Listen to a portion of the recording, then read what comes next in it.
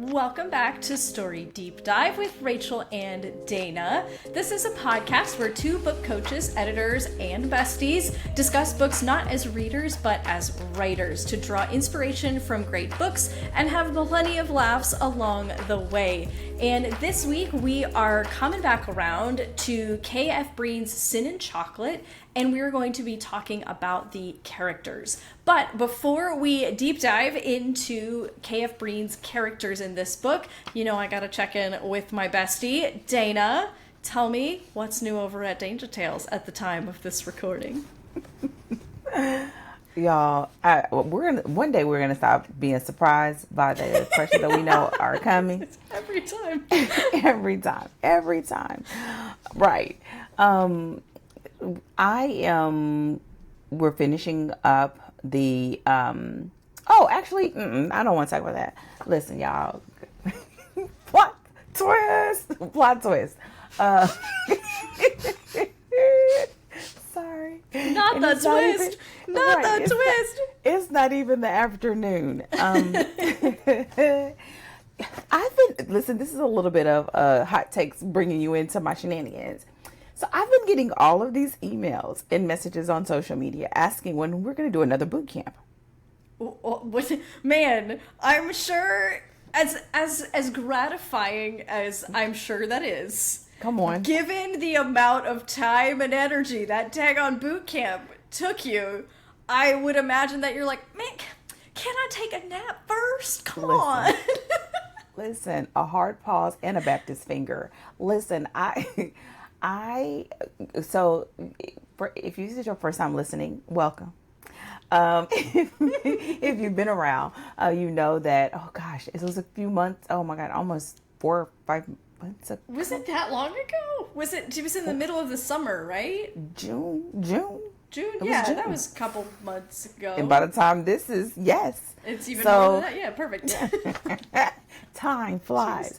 So we did a boot camp because I was completing my certification of to be a Hello 7 coach, and I did a 4-week boot camp, and it was 4 weeks of boot camping, and I just feel like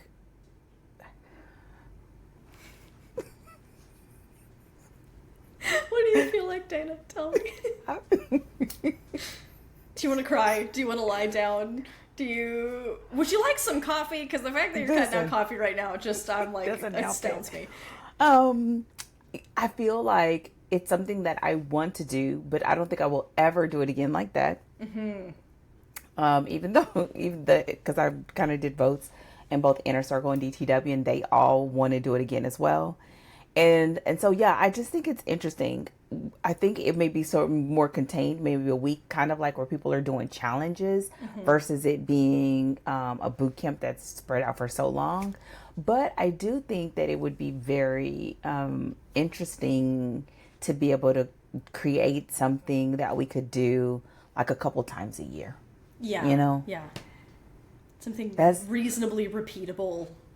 Not 4 weeks and 100,000 million hours and, you know. Listen. People did some great experience, but now that I have the Addictive Romance Blueprint, like I've already, listen, you know, when I prepare, I have everything. So I have my slide deck, my workbooks, I have everything, but it's the fact of like doing it again. It's like if you ever trained for a race, once you run that race, you are good for a good length of time. You don't want to think about another race for a long time. So that's kind of how I feel. I think it's interesting. So with that said, you know, who knows? I'm liable to do anything at any given time. That's true. I could decide tomorrow I change my mind and it's like I'm a goer. And so we shall see how that sort of turns out. But for now, we are just in the throes of our collaborations publishing. Mm-hmm. We are in the second of 4 collaborations that are active right now. Yes, baby, we are rolling. I think the 3rd book and the 2nd collaboration is coming up. So that would make either book 6 or 7 for this year. And then we go all the way through the end of November. And then in November, the Christmas collaborations pick up. So So it'll be 5 this year. Which books, listen, they're all doing well. Good. And it's just been, listen, I just show up and sit in this chair and figure out what I'm going to do. Honestly, that's the trick to writing. Like, it is. You show up and do the daggone thing, right? But you have, and you gotta keep, and you gotta keep, and you gotta keep, and you gotta keep, right? And it's just like, there's only one way it gets done, and it's like this. It's like, you gotta do the work. Yes, that's what we're doing. We're showing up. We're doing the work. I have so many people that are in the inner circle. It's like, okay, I'm working hard to be a plotter because it's so much easier to write. I was like, I've been telling you, but you know what? You don't have to be a part of the bootcamp experience. But yeah, so we'll see. That's all that I'm. Other than that, we're finishing the live recordings at this time of the Addictive Romance Blueprint. We'll have students in that. And this coming up week at the time of our recording, we're about to have our second act book club discussion. That's right, because you're going real deep into the one act per book club. Ooh, yes, that's so exciting. Act 1 went great. So now we're about to do Act 2, which is going to be great. And so, so we're rolling. So with that said, that's all of y'all. This was half baked in the middle doing the daggone thing in progress update. Okay. So with that said, what do you have going on over there at Story Cipher, Rachel? So at the time of this not at the time, but when this comes out, I have one of my clients who is almost done with her most recent draft. So this is the first draft of the new version of the story. So it's not her first draft because she's written, when she came to me, she had already written multiple drafts of the story. But then we had to kind of I read through it and then said okay, what is it that you're trying to do? We created the outline, and then she's been writing, from that outline since. And we're gonna and it's been her first, so it's the first draft of the new version, and it is done, which is that is a huge moment for celebration, right? A draft getting done. Let's just take a hot second and cheer for that, because that rules so hard. Because now, especially because this is we mapped out what is this story, and she wasn't quite writing to a super detailed outline. She needed to kind of rediscover the story and then write into it. Now we get into the this is where we're gonna get. So what I've got kind of in store for her is we are going to read the whole manuscript together. We're gonna say, all right, now that you know what this story is, and now that we've seen the whole thing, where are we tightening? How are we going to basically create a more detailed outline that is all a little bit tighter? Because there were, she got really clear on her protagonists' arcs, right? Because it's a romance, so it's got dual POV. And she got in the writing, she got really clear on their arcs and who they are to each other. And I'm watching it, as she's writing the draft, I'm watching this develop of it's so it just makes your heart warm and break and all the good things.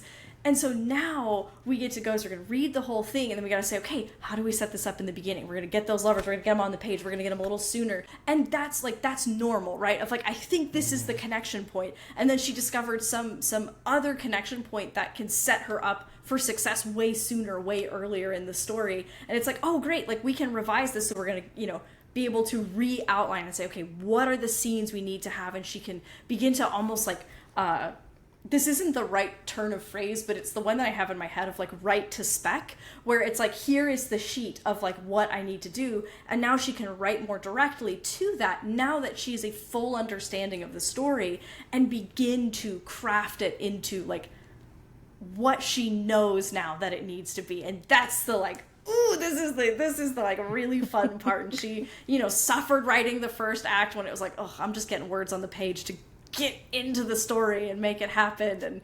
And so I'm really excited to get into that part, because it's one step closer to publication. I'm thinking she probably will write this draft, and then we'll do some maybe some revisions just throughout, and then it should be ready to go out for publication. She'll be self-publishing, and I'm so So excited. So this is one of those milestones that you hit with your clients that are just like, yay! Like, you're just getting so pumped. I get so excited for my clients when they finish, when they finish that draft. And even though it's not the final draft, it's a huge moment of success and a huge amount of work that's gone into it. And now we get into the real nitty gritty of the drafting. And that is the part that's just, I think it's the most fun. It's sort of the most satisfying part. So really excited to be digging into that over the next couple months.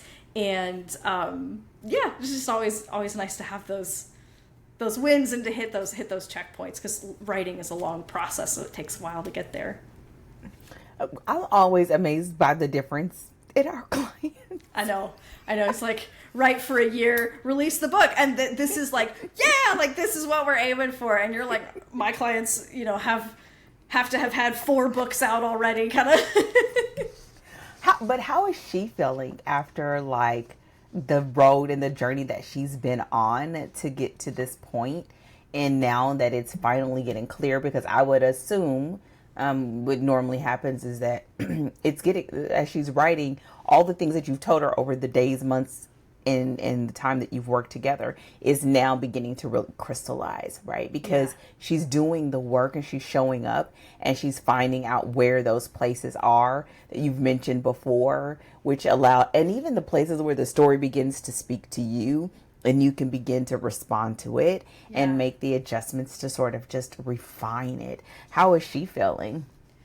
It's been so wonderful because I am watching her enjoy writing so much. Like, she does it because she enjoys it. So it's not like she's like, she hated it at first and now she actually enjoys it. But like, when we show up to talk, like, she is like so excited to like talk about what she just wrote. And when we get off our calls, one of the goals on my calls is always for my clients to be excited to get back to work. We've cleared the blocks. We've talked about their work. We've talked about what they've learned and where it's going. And that, like, all of that is energizing them to springboard back into it. Because sometimes you need to have some conversation. You need to clear some blocks. And daggone it, you need someone in your corner just being like, this story is awesome. This is a good idea. Keep going, right? And so that by the end of that, they're like, raring to go. But what's so awesome is like, she shows up to our meetings, and she's raring to go when she gets there because she's so excited about the work that she's done. And like, the writing sometimes almost is like, she's just almost like she's taking dictation. She's having more of those moments when it's just flowing. And it's like she's, cracking the story open and the emotional resonances are starting to really come through. And she's really, really seeing it like for herself and coming out on the page. And so I'm watching there's that satisfaction and that like increase of enjoyment because it's really, really moving now. And it's been so, oh man, I live for it. Our meetings make me so dang happy. We have so much fun talking and geeking out about the story. And then whenever whenever I get new chapters for the week, I'm just like, let me at him. Let me see him. Like, what did we do this week? So, she's been feeling really good. And so, she's been having, unless I'm completely misreading the situation, she's having a great time. Listen, if your face is any indication of it, she is. I'm so excited. Okay. I look forward to updates too, because I know we've talked about it like on and off over the time, but just how it comes together, sort of how she lands the plane. And of course, as always, if there's anything I can do, because I'm excited. I'm excited for both of you. Thank you. All right, well, let's get into. We were about to gush a little bit together, and I'm like, all right, back on track, Rachel. Let's go. Okay. So we were talking about characters for Sin and Chocolate. Dana, before we dive into all of the goodness of our cast, can you hit us with a summary, if you please? Yes, I will. K.F. Breene's Sin and Chocolate is the first book in the Demigods of San Francisco series, an urban fantasy romance that blends gritty survival, found family, and a broody demigod love interest. The story follows Alexis, a woman scraping by in San Francisco's neutral magical zone while protecting her 2 wards, Daisy and Mordecai. Her life changes when she crosses paths with Kyrian, the sinfully powerful son of a ruthless demigod ruler. and Lexi has a rare power he's been looking for to save his mother. The book delivers slow burn romance, high stakes magic, sharp humor, and deep emotional bonds, all while setting up a series long couple whose relationship unfolds across 6 books. So that's what we're talking about. Yes, ma'am. Okay, so can you talk to me a little bit at like the high level of like what are the points you really want to hit when we're talking about characters today? You know, for this one, I think I told Rachel when my husband and I were walking this morning that this was just a solid book, right? And that could sound like bleh. It's not bleh. It's not neutral. It's not right. It's a solid book. And so I think when you're talking about the characters, it's almost very simple. Mm-hmm. It's like we talk about Alexis, talk about Kieran, talk about her wars, and even though we say them Daisy and Mordecai, I think some of the things that we brought up in our plot session, which is how her wards affect the overall plot. So just talking a little bit about that and sort of bring everything in. And I also have just a couple of like side points that I kind of think will naturally fold in. One being Valens, who is sort of who is the antagonist, that we feel his presence more off the page than on the page. But I think it's important, especially because this is a book 1 of a 6-book series. And then finally, which talks about the series in that this is a couple that is being built. And so this book does not end with a happily ever after. This is a book that ends with a happy for now. But what I absolutely love, and I didn't say this in the plot, but I'll say it now. This is what I personally would consider like a soft cliffhanger. And one of those things whenever I'm talking to clients and they're talking about doing things, whether it's a duet or a duo or a trilogy, and the first thing that people usually say is, I don't like cliffhangers, right? And that they stay away from it. But in this genre, having trilogies or having duets or having sagas or whatever you would call this series is common. So you really have to decide, how do you want to handle those ends? Do you want to have a hard, true cliffhanger like the end of a television series? Or do you want to have something where it's a soft cliffhanger where, you know, we sort of wrap up what's going on here, but we know that something else bigger, which is why Valens' presence across the book is so important, hanging out in the distance. And that's what we can also sort of weave into this conversation about the characters in Sin and Chocolate. Yeah. And I do think, I like that you can sort of identify, that you can give specific language to that of like soft cliffhanger so that people can understand, first off, recognize that there is a difference, but then also that like, okay, if you're not crazy about like the hard cliffhanger, there are ways to do it that are still signaling that we have more books and creating like tension or interest without it being like, in the middle of something and just and then cutting it off. And but also, being honest with people of like, cliffhangers are a part of how we do again, trilogies or duets or series in romance. This is just a part of it when you're working with multiple books like that.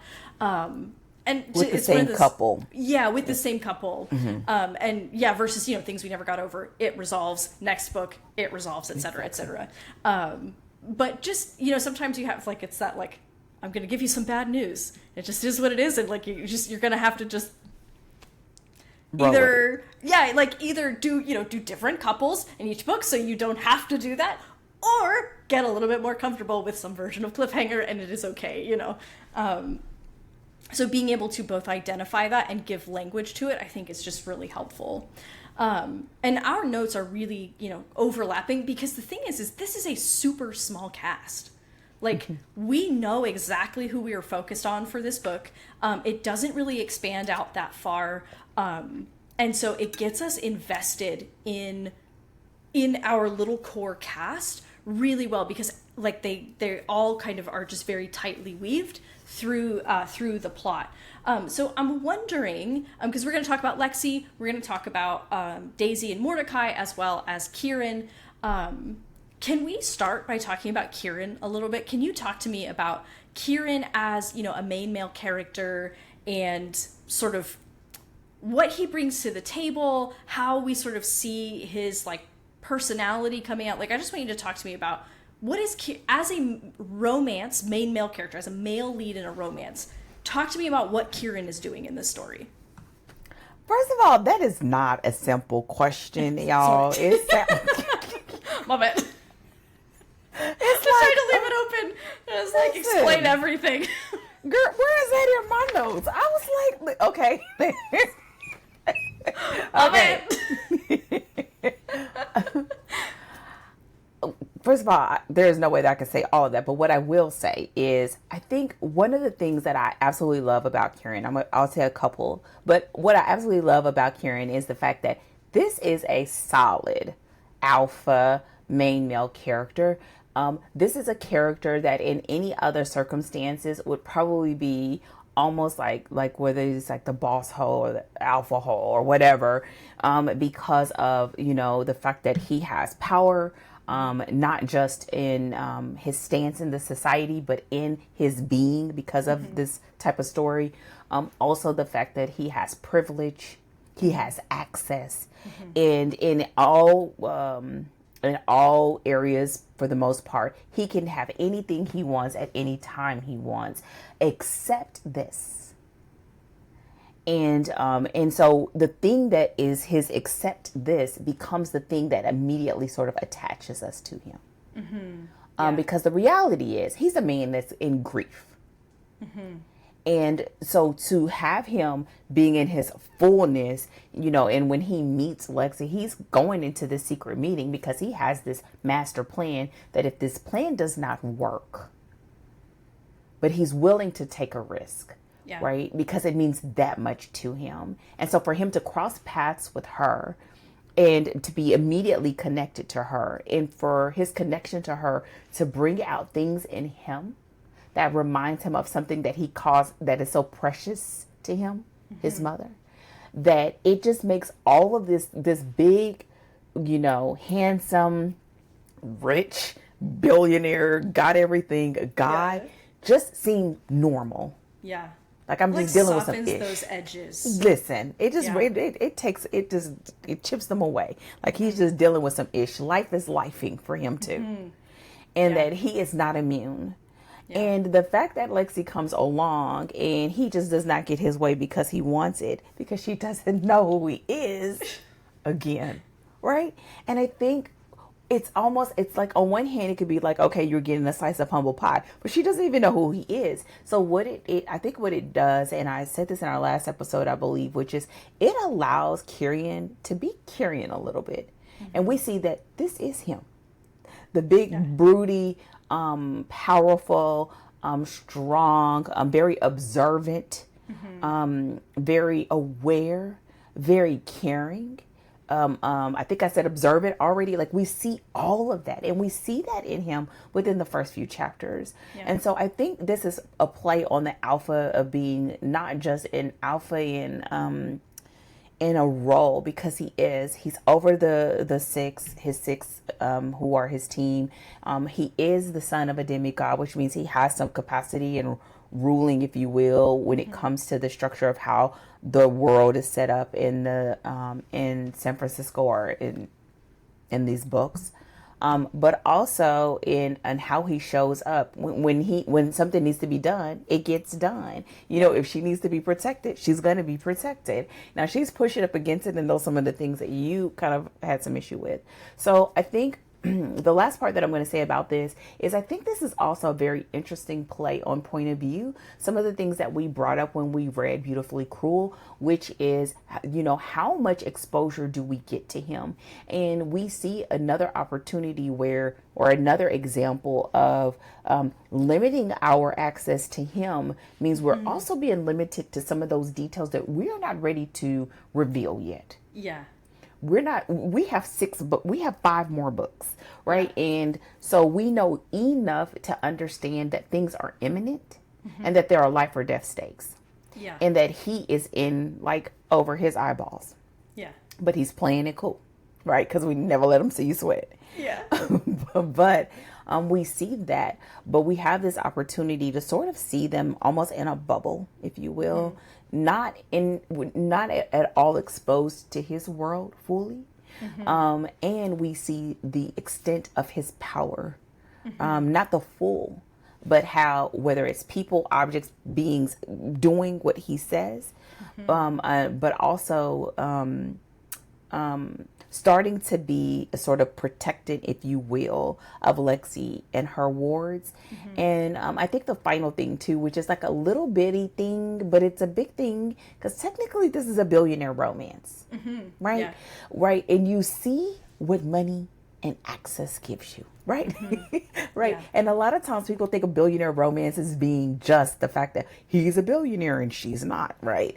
But here it's really like, I always tell my clients, like, don't just think about a billionaire as being a billionaire romance. Think about, what does being a billionaire mean here? Yeah. And what does it bring to the female main character's life that she needs, even if she doesn't want it? Yeah.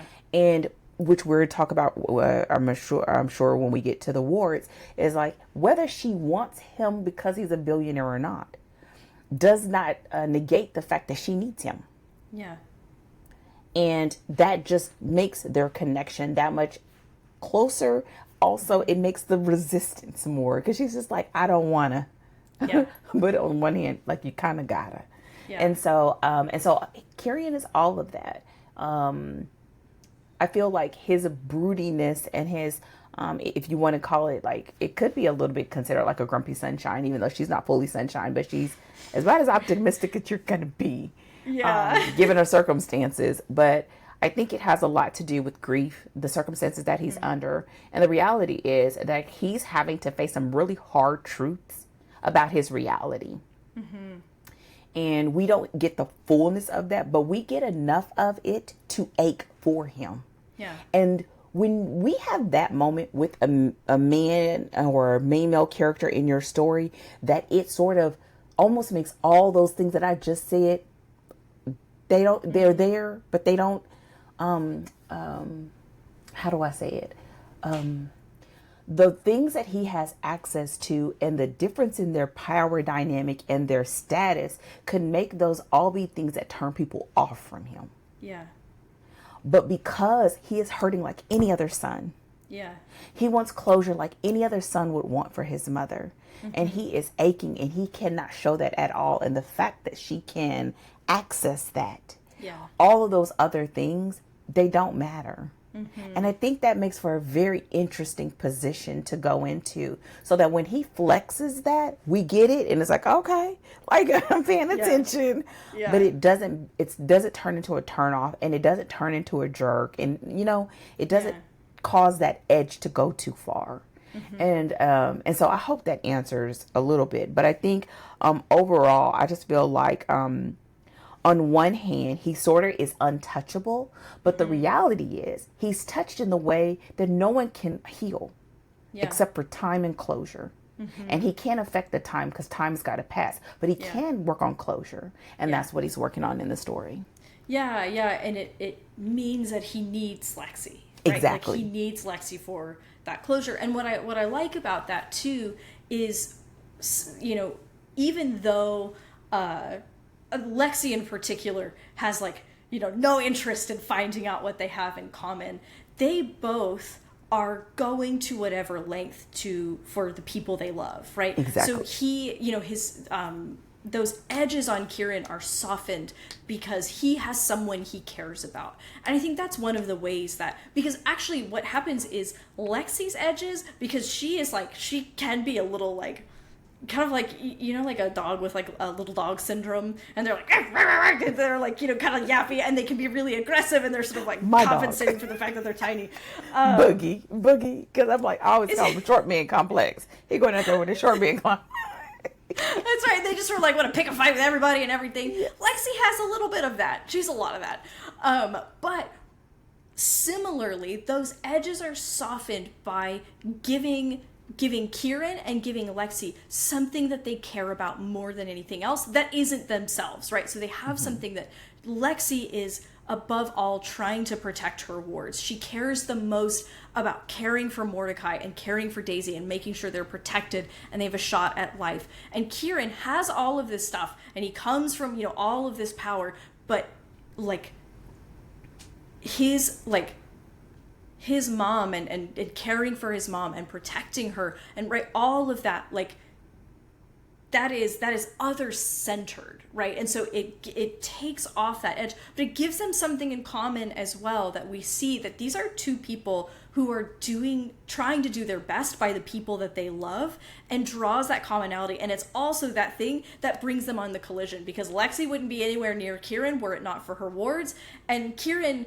wouldn't know to come to Lexi, or that he needed Lexi, had they not crossed paths. But now, because she has what he needs, and so they're crossing paths on this same axis of people that they care about. And I think that parallel is really nice. And again, it's funny, and it only just now occurred to me that it's softening both of their edges. Exactly. Yeah. Because what happens is essentially both of them need something that they cannot give themselves, right? He has all the money, but he cannot get that closure on his own, or else he would.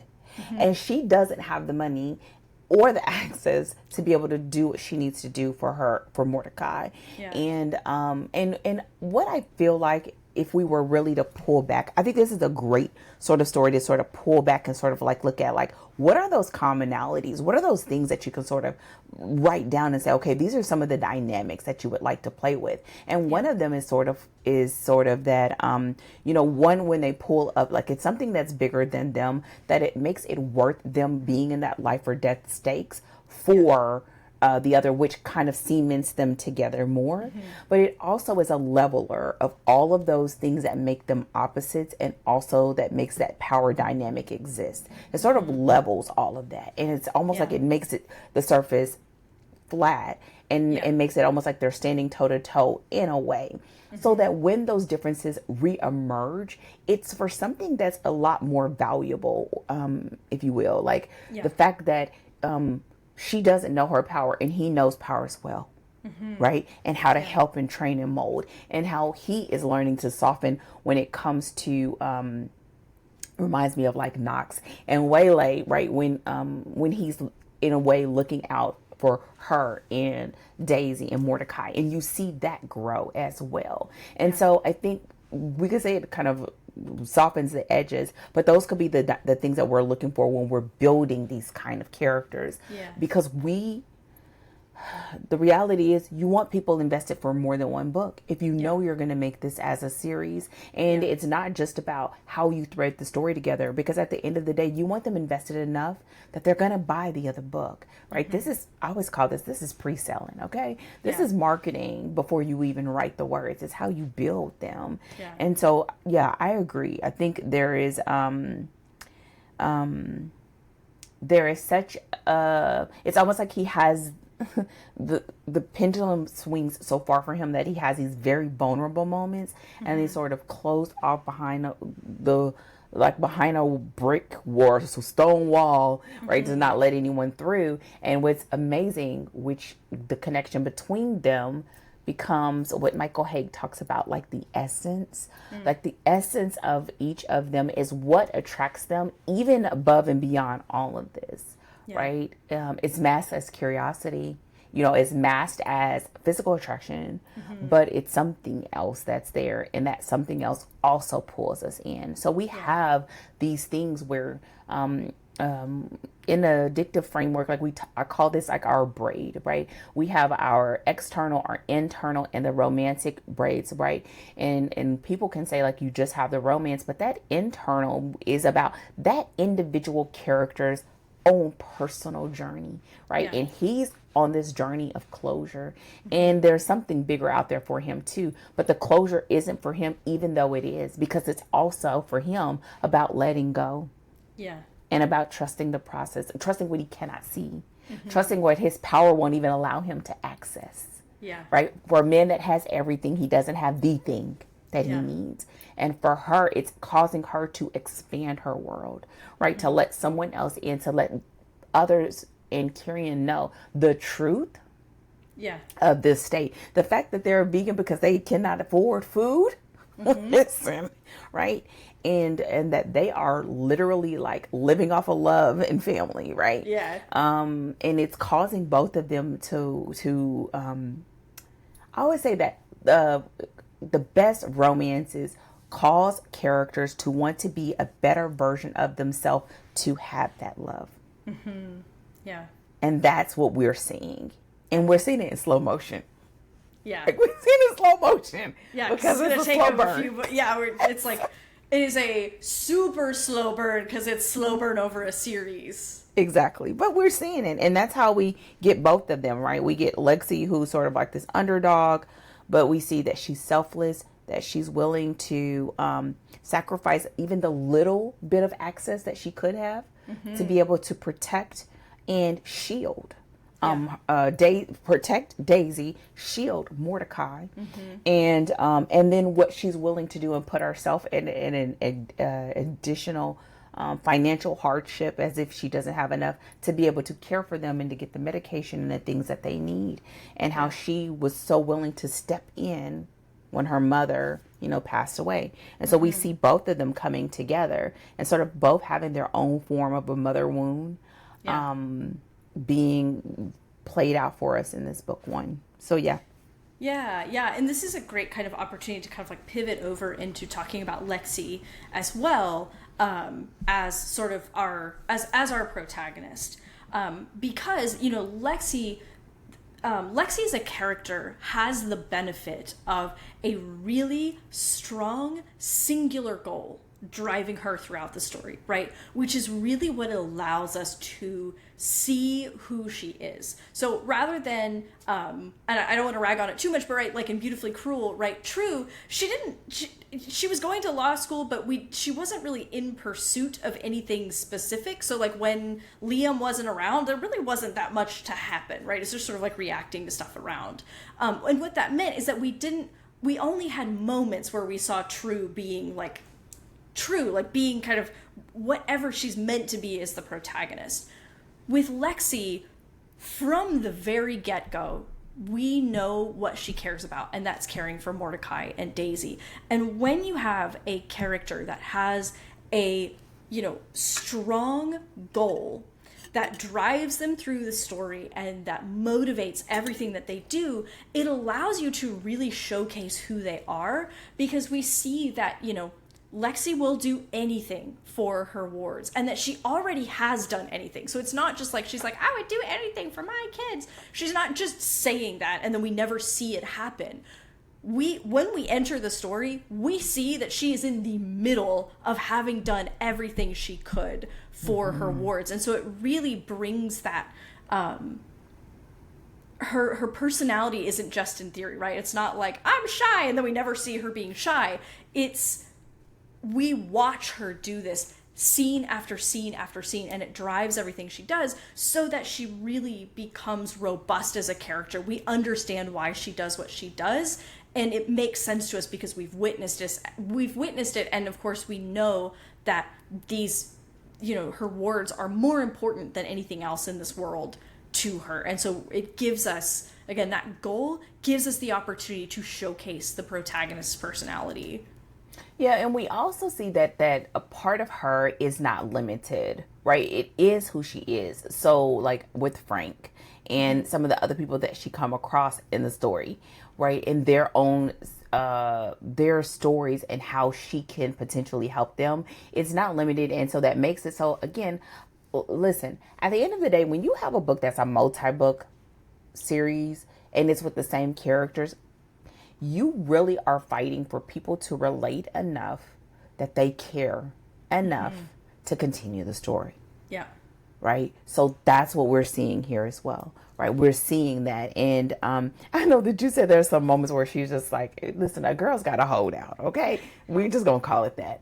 But it's just like a bit much. But I think sometimes what could happen is that could be masked in a different way of like exposing herself to certain situations could expose them. And that could have been a better way to pit it versus it being just like, I just don't want to or whatever, But with that said, I think it is done better. And I think it also attributes to being really intentional about what you select as the external goal for that character, right? Because I think sometimes people get it a little bit twisted and they only select the goal as being something that's joint, right? Or to the story. But there's something usually that character wants, that she wants, that, and in this case, it just so happens to be for Mordecai. But having that be very clear, and it has nothing to do with him. And it has nothing to do with the relationship.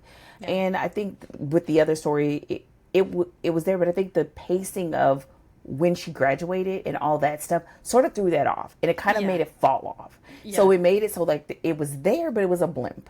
But here it was front and center, because for all, for everything that happens in the story, had Mordecai not had that condition, they probably would have never crossed paths. Yeah, we don't have a story, basically. Exactly. Yeah. So yes, definitely. Now, the other thing that I also have about the found family, because we've talked about Carrion, talked about Alexis, and the found family is another big aspect, and it's sort of like Alexis and Mordecai and Daisy. And just for the record, Mordecai and Daisy, without giving, like, we aim to not to do spoilers. Mordecai and Daisy, she calls them her wards. I kind of got tired of them calling her wards, but whatever, they're her kids. That her mother sort of took in kids that had nowhere to go. But Mordecai and Daisy are very unique cases who cannot go out into the world due to their personal circumstances. And she knows that. And because she knows that, she's essentially protecting and shielding them, even to the point where Mordecai, like, they homeschool or whatever to protect him. And there are some things in this magical society that she may have access to if she did not choose to take care of them. And so she chooses to put herself in that situation to take care of them. It also becomes like the thread of comical relief. Yes, because it's a democracy between them. They vote because these are teenagers, so they're not babies. So they have Daisy is a hoot. Mordecai is like probably the parent of both of them. Yeah. And it makes for a very interesting dynamic between the three of them. But at the end of the day, Alexis would do anything for them. And listen, they would do anything for Alexis. Yeah. And go toe to toe with whoever, whether they have the power or not, they don't care. Yeah. It's like that blind faith. And so, but what it does is, I think it begins the discussion or the theme of found family and the role that it plays in each of their lives and what they're willing to do to protect that. And so we see that with them. You see this theme grow and expand as their world expands. And you also see Carrion, it's almost like basking in the light of that. Like that he gets to see Lexi in that capacity, but he also gets to experience that capacity. And it makes for, again, like, it is a thread that cannot be removed, but I think it's one of those threads that help us to see a softer side of both of them. Yeah. And so, yeah. And it makes it so that at the end of the day, like, when the stakes rise, they're not going anywhere. They're gonna jump in. Yeah. And so, yeah, definitely. So I know you had some notes about Mordecai and Daisy as well, right? Yeah. So, I think, so number one, again, they literally make the book because without them, Lexi has nothing to do and no reason to, come into contact with Kieran or anything like that. And it also helps offset some of those moments when she's a little too, almost like trying to lay it on a little too thick, that, like, she's a tough girl and she's, like, feisty, and it's sort of like sometimes she's just feisty because as a character she's been labeled feisty, and sometimes you're like, it's okay, you can sit down, like, you don't, so it's like one of those red flags to look out for if you're writing, like, a particularly a tough female character. I find that just sometimes the result is that you is sort of the pitfall of making them just like a yappy dog, and they're just always, like, picking fights because they're supposed to be tough, and it's not anchored in some that sensible plot related decisions and emerging out of their character in a more nuanced way than just because she's tough it means she fights all the time, because that's not necessarily how that works.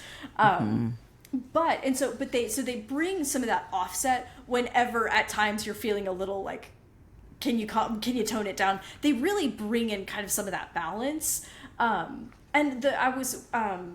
When I taught the outlining module, and I talked about coming up with characters, and I was talking for people who are kind of like me, who find characters sort of hard to do. Like, it's funny because for you, characters, they just live in there, and they just kind of like come out, and you're like, oh yeah, I need this person, and they're almost like in your mind, they're like obvious to you because they live there. That's like, they just kind of come out of the woodwork. I kind of have to like pull them kicking and screaming out of my brain. I'm like, get out here!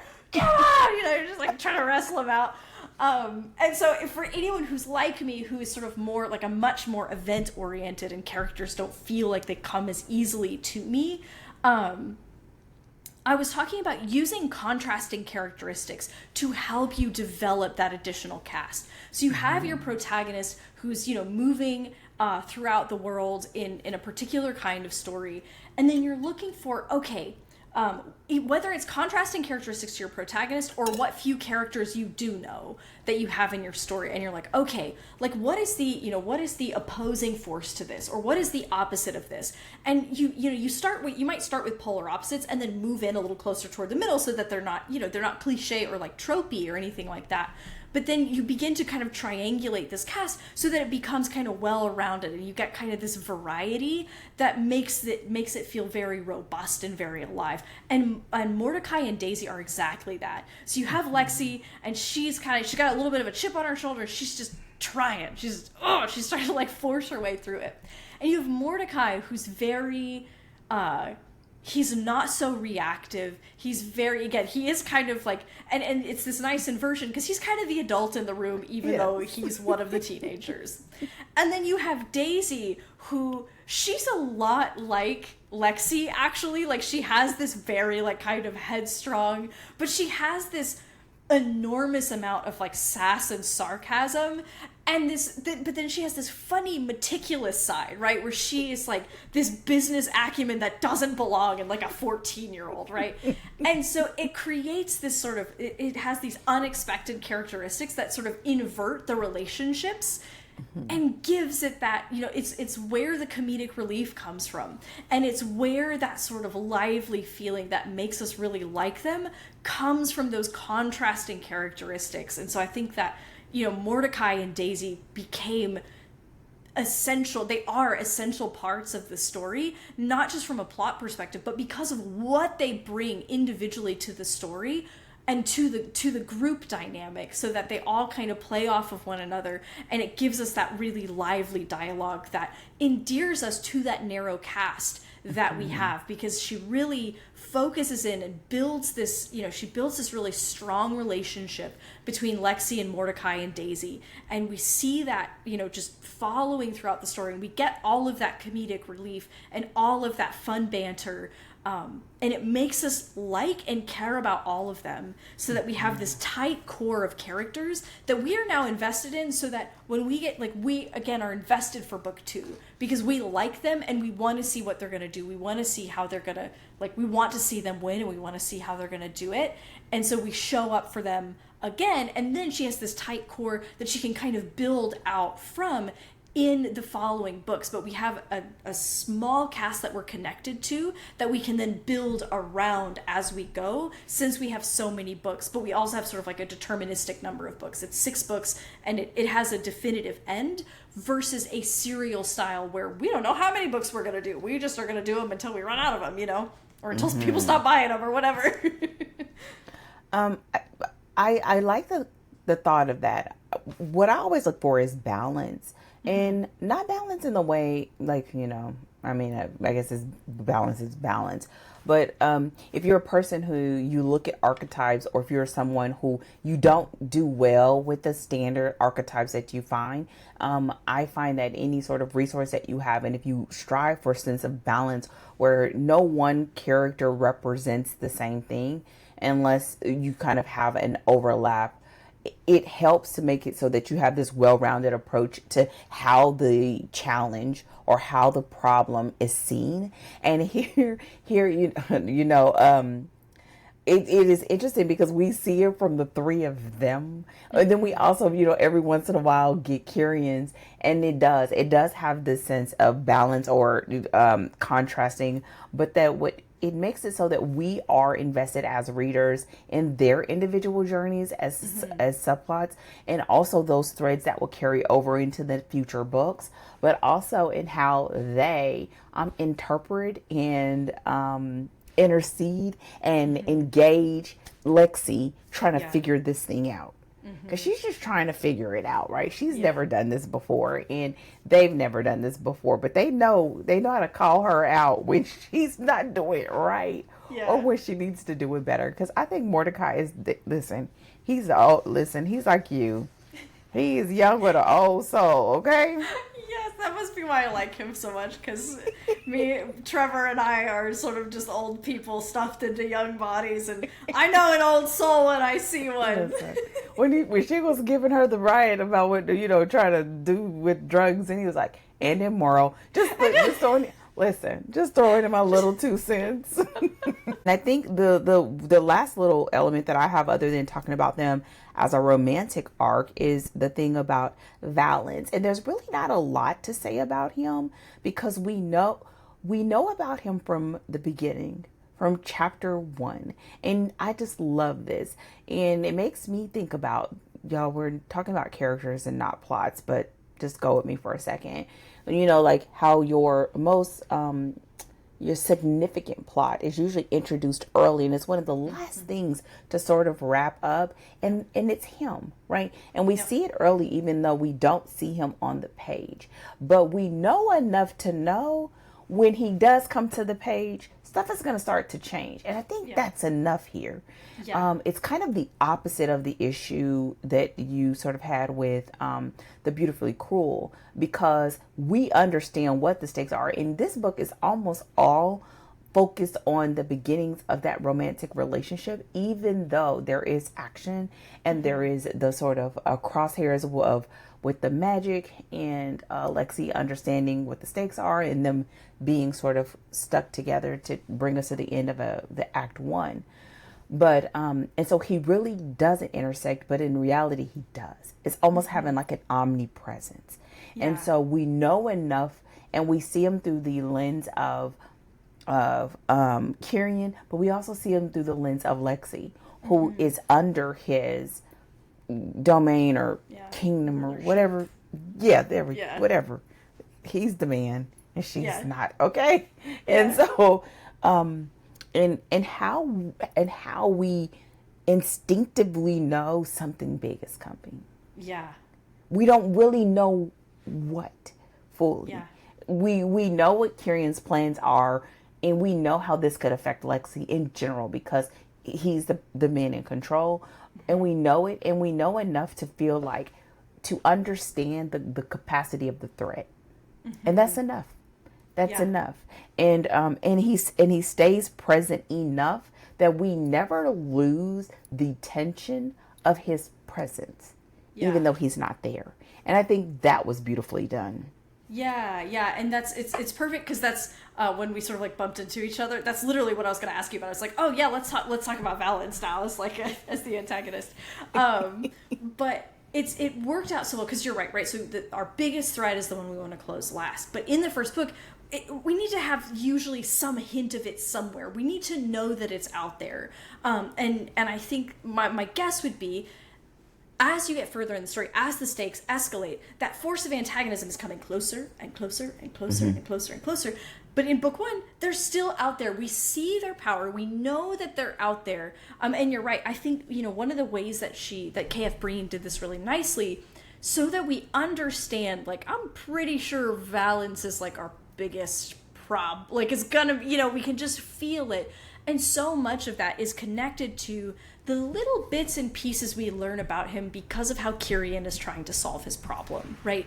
And so she does a really nice job of, like, we are introducing Lexi to this world and to this problem, and because of that little bit we get from Kieran's perspective, and because of those moments when they overlap, and particularly when we get to the end as well, right, when we sort of have the like, all right, we're gonna have to work together, it gives us the sense, it only increases that sense that Valence is kind of omnipresent and that we're doing something under the radar, and that is escalating those sort of inherent stakes to it. Because anytime you can be doing something risky, but then that risk goes double when you're trying to do something risky and not get caught by someone, right? Yeah. And so it really, like, she does a nice job of, because of Kieran's circumstances, using, again, this is sort of going back to plot, but using that plot and using what brings them together to help us get that little hint of what's going to be the overarching problem that we are going to have to deal with in the story. And I like how he, even though he's not on the page, he sort of defines critical aspects of both of them, right? Like, you kind of think that Kieran, he's a demigod because he's the son of one, and nothing is out of your reach. You can do whatever you want to do, but it's not so, right? It's another level to that. And for Lexi, part of the hardship that they are experiencing is because of the nature in which he rules over, I don't want to call it a kingdom because they're saying it's San Francisco, but this world. I don't know how to say it, right? And so it's if you will, he's a distant enemy to her in general, right? But them coming together heightens that.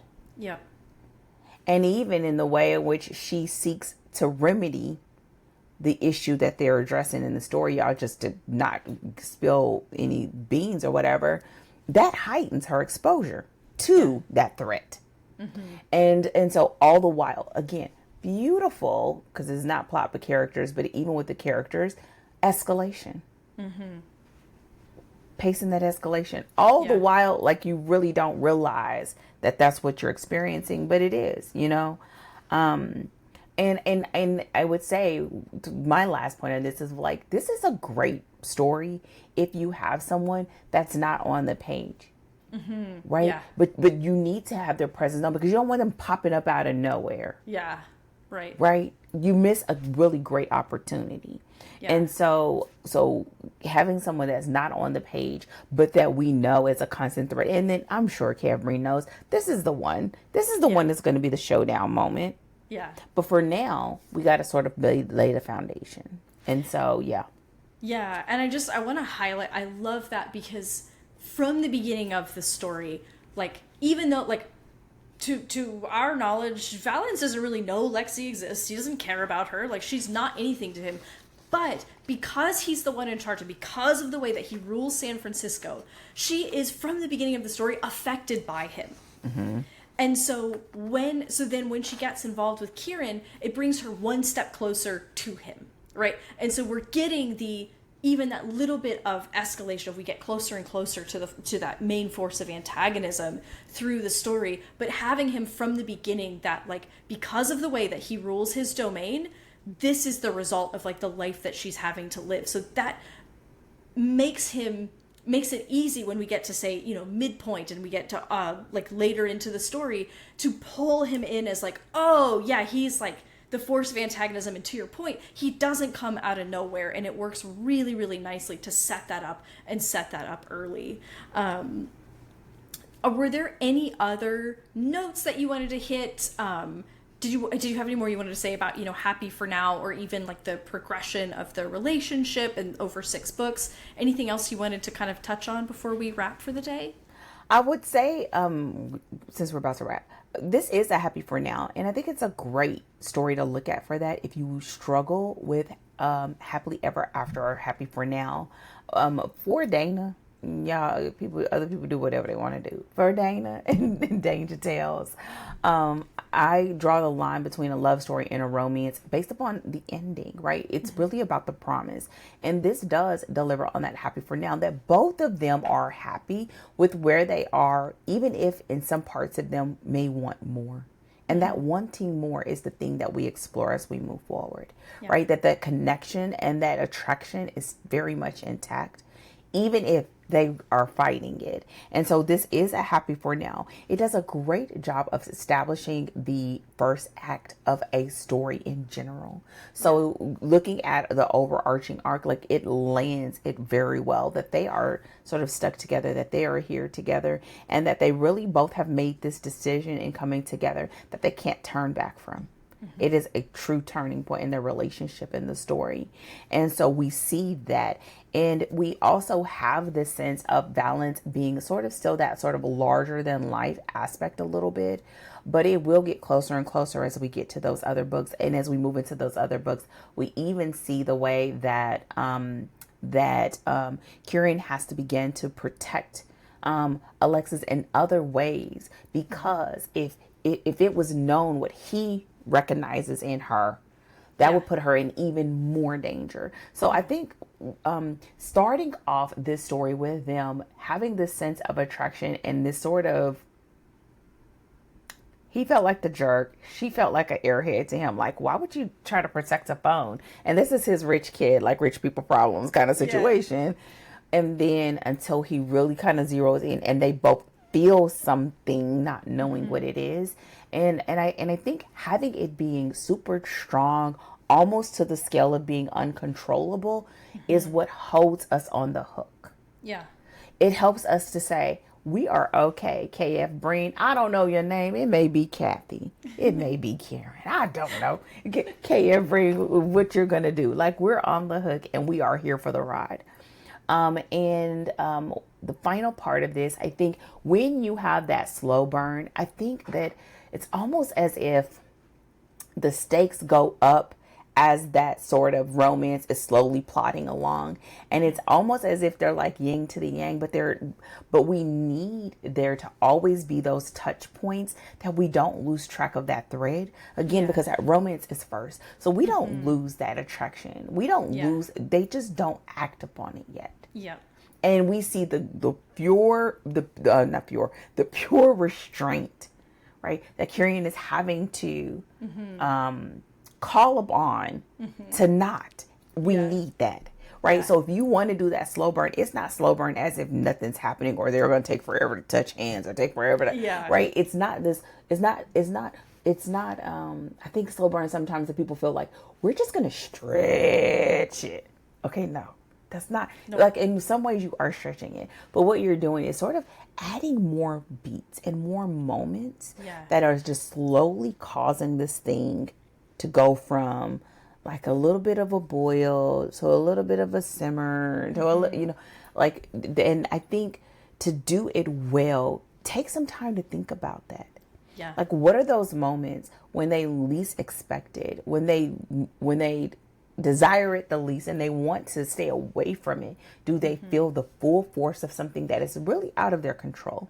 Yeah. They're trying to control it, but it's out of their control. And the other part is, if you want us to stay the course for that slow burn, especially for this long of a series, like, you have to have some sort of really satisfying payoffs in that department. So when they kiss, y'all, it's got to be out of sight. Like, it's got to be, listen.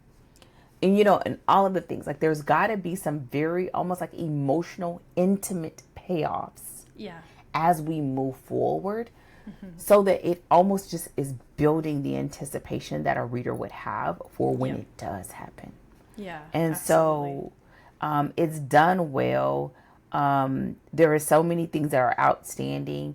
There are so many reasons why they shouldn't, and they are really trying to adhere by them. And that just makes it even more tempting.